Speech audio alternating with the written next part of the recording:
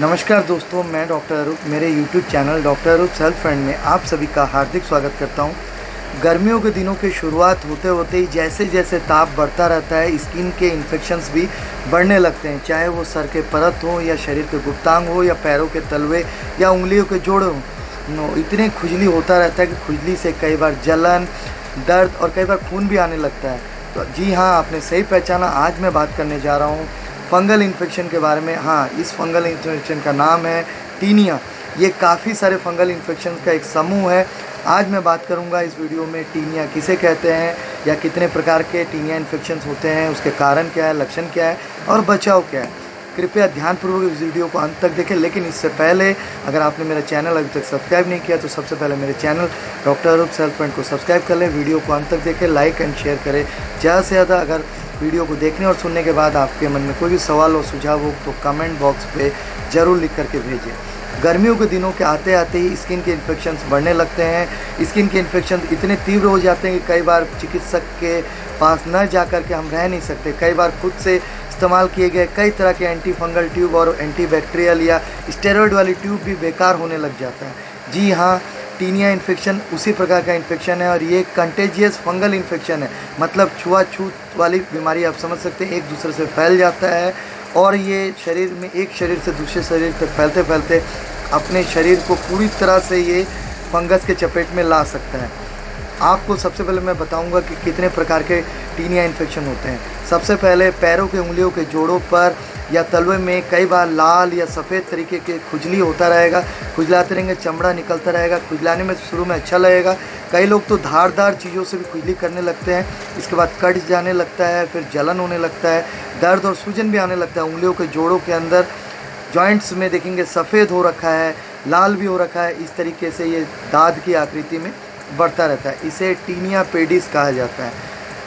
दूसरा taenia infection Jacques each है, जिसे टीनिया क्रूरिस कहा जाता है। ये पुरुषों और महिलाओं में अंडरगारमेंट्स के थाइस एरिया में, गुप्तांगों के साइड्स में या बैक एरिया में होने वाला फंगल इन्फेक्शन है, जो दांत की आकृति में लाल तरीके से या काले आकृति में ये फैलता रहता है, बढ़ता रहता है और काफ़ी खुजली होती है। खुजलाने में शुरू में अच्छा लगता है, इसके बाद में जलन महसूस होने लगता है और ये एरिया स्प्रेड करते रहता है। स्कैप रिंगवर्म सर के परत में होने वाला टीनिया कैपिटिस कहा जाता है। ये एक तरीके का टीनिया इन्फेक्शन है जो सर के परतों में दाद की गोलाकार सिक्के की आकृति में फैलता रहता है। नेल इन्फेक्शन, जिसे टीनिया उंगियों कहा जाता है या ओनिकोमिकोसिस नाम से भी हम जानते हैं, ये एक तरीके का नाखून का फंगल इन्फेक्शन है जो अक्सर कई लोगों को होता रहता है। लोग नहीं समझ पाते हैं नाखून क्यों काला हो रहा है या नाखून क्यों उसका कलर चेंज हो रहा है, डिस्कलर हो रहा है और नष्ट क्यों हो रहा है। तो वो भी एक फंगल इन्फेक्शन है नेल का, नाखून का, जिसके वजह से हो रहा है। बॉडी रिंग में पूरे शरीर में दांत की आकृति में गोलाकार आकृति से अलग अलग हिस्से में, चाहे वो चेहरे हो या पीछे वाले हिस्से में हो या चेस्ट में हो, थाइज में हो, कहीं पर भी गोलाकार आकृति से फैलता रहता है। खुजलाएंगे तो हर दिन उसकी बाउंड्री बढ़ते रहती है। इसे बॉडी रिंगवर्म या टीनिया कॉर्पोरिस के नाम से जाना जाता है। ये कॉमन एक टीनिया इन्फेक्शन। अक्सर ज़्यादातर लोगों को इस प्रकार का फंगल इन्फेक्शन होता है। लोग अपने से खुद से मेडिकल शॉप में फंगल इन्फेक्शन के लिए ट्यूब खरीद लेते हैं, लगा लेते हैं, क्रीम वगैरह, लेकिन इससे ये इंटरनली ठीक नहीं होता है। अब मैं इसके लक्षण के बारे में तो बता चुका हूँ। मैं कारण के बारे में अगर मैं बात करूँ तो ये अक्सर जिन पेट एनिमल्स को, पालतू जानवरों को इस तरह के फंगल इन्फेक्शन हो रखे हैं, उससे ये फैलने की संभावना रहती है। इसके साथ साथ कॉमन यूज़ के आइटम, जैसे किसी को फंगल इन्फेक्शन इस प्रकार के हो रखे हैं, उसके टॉवेल या कंघी या उसके इस्तेमाल करने वाले जो सामान है आपने शेयर कर लिया, इस्तेमाल कर लिया, तब भी हो सकते हैं। चाहे वो बेडशीट हो, पिलो हो, उससे हो सकता है। कॉमन शावर में नहा रहे हैं, कॉमन बाथरूम या कॉमन स्विमिंग पूल यूज़ हो रहा है तो उससे भी ये फैलता है। कई बार पुअर न्यूट्रिशन लेने वाले को, हाइजीनिक फूड नहीं खाते हैं, ज़्यादा तेल मसाले, ज़्यादा ऑयली एनिमल फैट्स जो लेते रहते हैं, उनको भी हो सकता है। कई बार साफ़ सुथरा नहीं शरीर को मेंटेन करते हैं, नहाते नहीं हैं वक्त पे, गंदे कपड़े पहनते हैं, हाइजीन को अच्छे से मेंटेन नहीं, उनको हो सकता है। कई बार कई बीमारियों में ज़्यादा मेडिसिन यूज़ कर रहे हैं जिसके वजह से इम्यूनिटी का खतरा हो गया है, इम्यूनिटी नष्ट हो गया है, तब भी इस तरीके की स्थिति पैदा हो सकता है। कॉमनली ये देखा गया है कि जिनको ज़्यादा गर्म वाले प्रांत में है, ज़्यादा पसीने आ रहे हैं और हाइजीन मेंटेन नहीं कर पा रहे हैं, अपने समय से वो कपड़ों को अच्छे से वॉश नहीं करते हैं, तो उन लोगों को ये फंगल इन्फेक्शंस जिनका नाम और ब्यौरा मैंने दिया, ये होने का खतरा रहता है।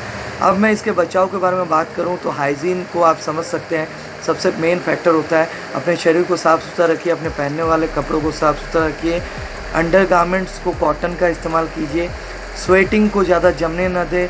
ज़्यादा धूप में अगर काम करने की मजबूरी है तो शरीर को ज़रूर समय समय पर रूटीन वॉश कीजिए, साफ़ रखिए। इसके साथ साथ हाइजीनिक फूड लेना चाहिए, ज़्यादा न्यूट्रिशियस फूड लेना चाहिए, ग्रीन वेजिटेबल्स को लेना चाहिए। जिन लोगों को फंगल इन्फेक्शन हो रखा है उनको पूरी तरह से anti fungal treatment, permanently cure होने वाले ट्रीटमेंट लेना चाहिए, जिससे वो पूरी तरह से अंदर से ठीक हो सके, खुद से ट्रीटमेंट ना ले। जिनको अपने आसपास में या परिवार में हो रखा है उनके कॉमन यूज़ के आइटम्स को शेयर नहीं करना चाहिए, जिससे बीमारी फैलने का भी खतरा रहता है, क्योंकि ये एक कंटाजियस डिजीज़ है।